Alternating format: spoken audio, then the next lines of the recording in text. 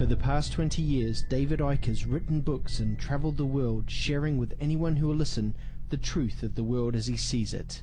The last 20 years has not just been about me writing books and doing talks, it's been about cleaning out the sense of limitation within myself. David has experienced more than most could imagine on this journey. They're laughing at you.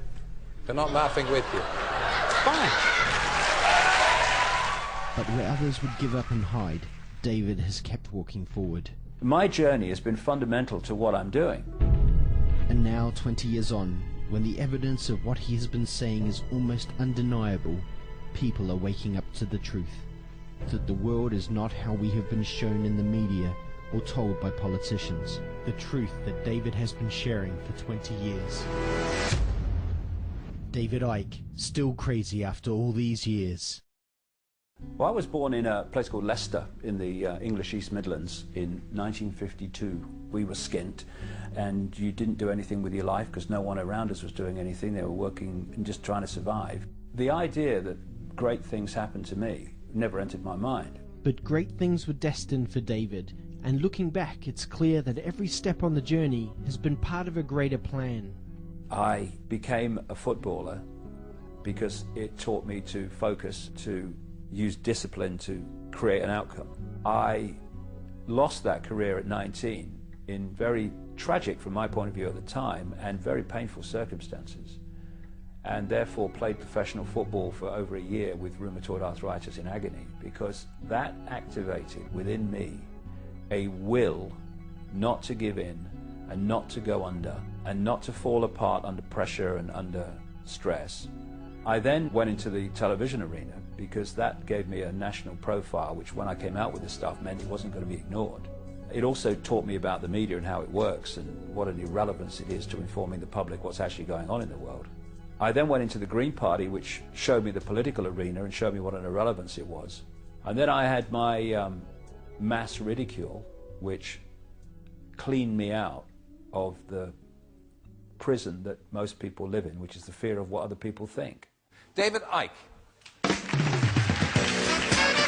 I was invited on because of all the furore going on with relation to truth vibrations when it was coming out. Let me get the story right. The press claim that you claim to be the Son of God. Mm-hmm. Is that true? Yes, you see, the thing is that it's quite funny, really.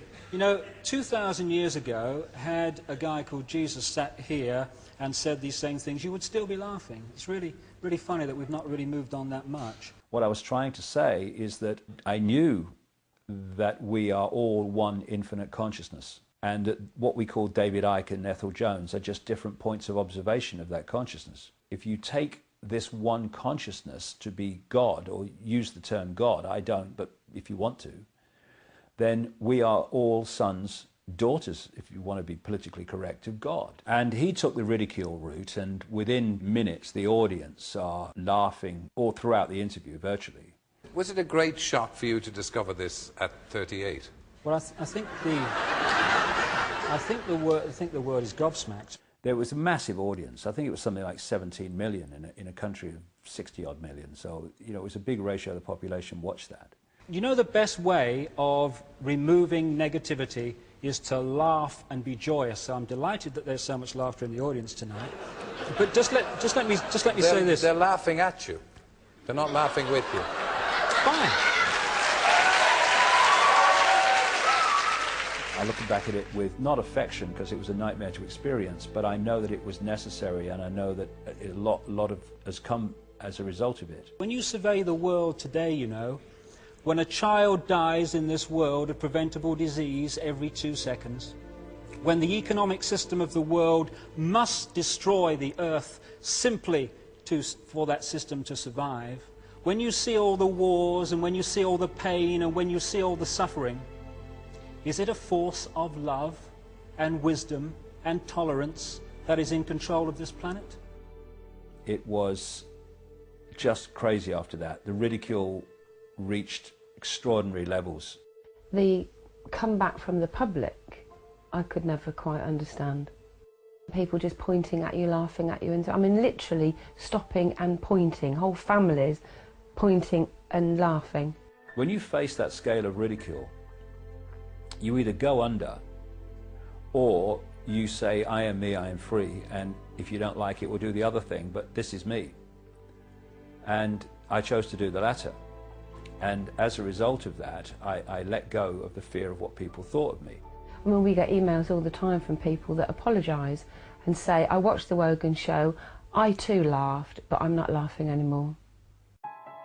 One of the reasons that I have a lot of credibility with a lot of people now is because of things I said and wrote 15 years ago, which are now daily experience.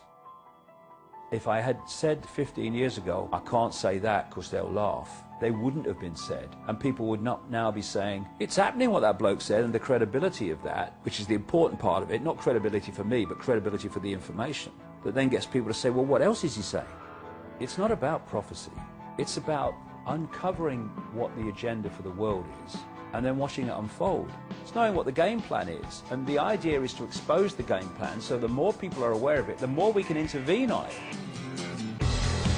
We have got caught in a fake self-identity of believing we are the body.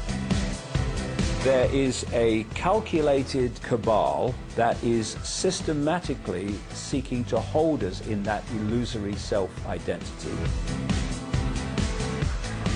And there is a vibrational change underway which is breaking up this fear-based, low vibrational state, and therefore the control system must fall.